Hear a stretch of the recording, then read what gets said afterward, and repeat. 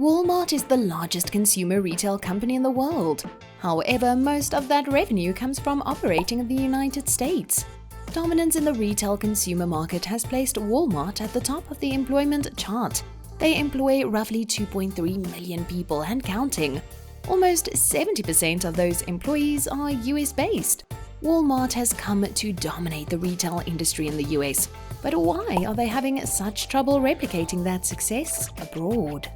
There are just under 11,500 Walmart stores worldwide, with 4,700 in the US alone. And that's not even including Sam's Club. Mexico has the next highest amount with a little over 3,400 Walmart stores. The list dwindles with pockets of Walmarts in several other countries, such as in China and Canada.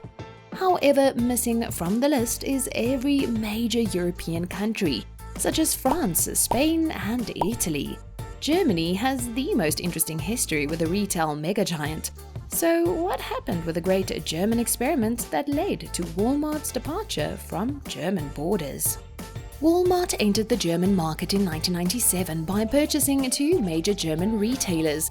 They bought Wertkauf, then a chain of 21 supermarkets in Germany. They also bought 74 stores from Interspar. But just 9 short years later, Walmart was gone. They left behind a German retail market that was valued at over $370 billion, and they couldn't capitalize that market. Ultimately, Walmart lost over $1 billion on their German expansion.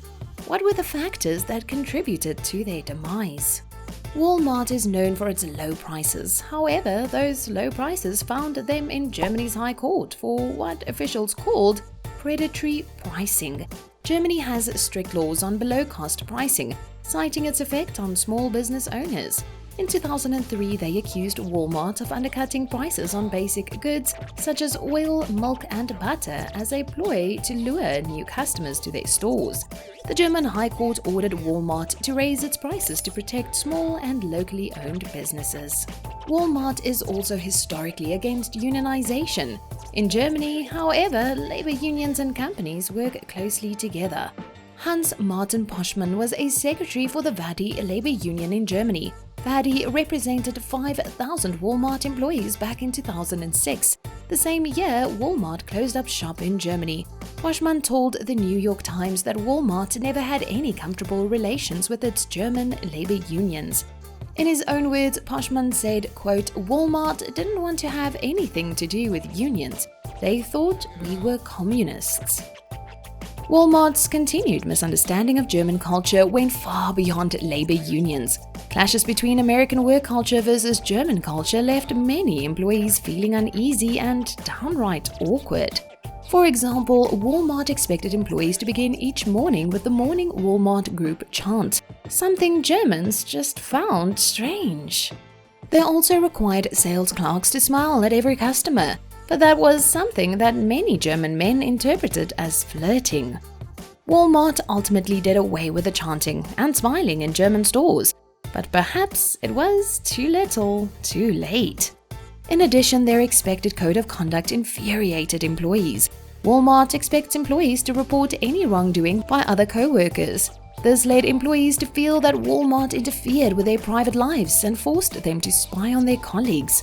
Ultimately, German courts ruled against Walmart's code of conduct for employees. In America, everything is bigger, and bigger isn't always better. Forbes compared Walmart's large-scale persona in the global market to the giant drink theory. A small soda in America might be considered a large soda in other countries. The American lifestyle in general is bigger. Homes are bigger, meals are bigger, storage space is bigger. The rest of the world just doesn't operate that way. Most countries are happy with what Americans may think is small scale. However, that's perfectly normal to the rest of the world. Walmart tried to enter the German market and sell the American lifestyle. In reality, German shoppers weren't leaving with multiple shopping carts full of goods. Walmart's success in America leans on its all-in-one shopping destination. However, they failed to become the one-stop shop in the German market. Most local discount stores offered better prices on groceries. The German High Court ruling also played a hand. They weren't about to let an American corporate giant completely outcompete their small businesses. Furthermore, many German shoppers prefer daily outings to specialty retail stores rather than once-a-week trips to Walmart. Germany also has strict laws on opening hours for retail stores within its borders, something that went against the philosophy of an American superstore that relies on the 24/7 model. The shop closing law, which dates back to 1956, prohibits the opening of any retail stores on Sundays. The law also sets strict rules about daily operating hours and Saturday operating hours. Amendments to the laws have been made in recent years, giving more power to the German states to dictate their own operating hours. The muddy waters are already hard enough for German business owners to navigate. Germany also provided a lesson to Walmart in the perils of buying existing stores. Walmart's purchase of Vietkauf and Interspar saddled it with the stores in undesirable locations. Still, with its failures in Germany and other international ventures, Walmart remains the largest retailer in the world, thanks to its strong market in the United States and Mexico. Walmart opened its first international store in Mexico in 1991. They continued branching out into other international markets, such as South Korea, Canada, and Brazil, but they were met with pushback in each one of those countries. Walmart still has failed to tap into some of the largest consumer populations in the world. At the top of that list is India, with its population of almost 1.4 billion people. The untapped Indian market acts as the last bastion for Walmart's international success, something we'll touch on a bit later. Walmart has also failed to penetrate the Indonesian market, with its population of 273 million. Walmart has no Middle Eastern presence. They've made no attempts to enter the Italian market and are non-existent in Southeast Asia after failing in South Korea. They once again failed to understand the cultural differences between South Korea and the United States. It's the shoppers' perspectives in both countries that really drive the point home. The big box nature of Walmart stores and Americans with their own cars are attracted to buying things in bulk. However, in South Korea, many people rely only on public transit. They're much more inclined to buy smaller packages. Buying in bulk is simply a burden when it comes to public transportation. Products aside, the store design also put off many Korean shoppers. The high ceilings and exposed pipes were a drastic change from the decorative ceilings of E-Mart, the largest retailer in South Korea. Furthermore, tall shelves had many South Koreans using ladders trying to reach higher items. At its peak, Walmart only had 16 stores in South Korea. In May of 2006, Walmart sold its remaining stores to another South Korean retailer. Many South Koreans had never even heard of Walmart, let alone shopped there. E-Mart continued their dominance in the South Korean retail market. In Canada, Walmart found success in the retail market after crossing the northern border in 1994. However, they could never capture the grocery trade. They faced stiff competition from Loblaw, Canada's largest grocery chain. Canadians liked going to Walmart when they had a varied shopping list. However, if they were looking for just food, they went to Loblaw's. Walmart showed a blossom of success in Brazil when it entered the market in 1995. They quickly became the country's third largest retailer behind the French company Carrefour and Brazil's own retail outlet, Companhia Brasileira de Distribuição. Those two competitors, along with another failed attempt at connecting to local culture, made for a disjointed and costly 23-year history in Brazil. After 7 straight years of operating losses, Walmart decided to sell 80% of their stake in Brazil in 2018 to private equity company Advent International. You would think Walmart would do well learning from other companies in different countries, right? And that's exactly what they do try to do.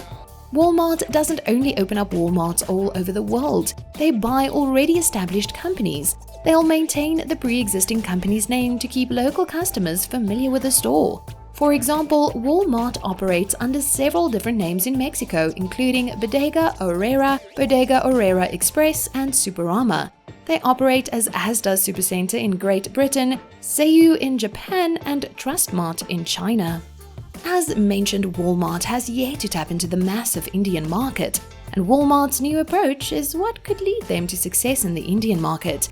Instead of opening up a myriad of retail stores, Walmart instead invested $16 billion in two Indian e-commerce companies, Flipkart and Myntra.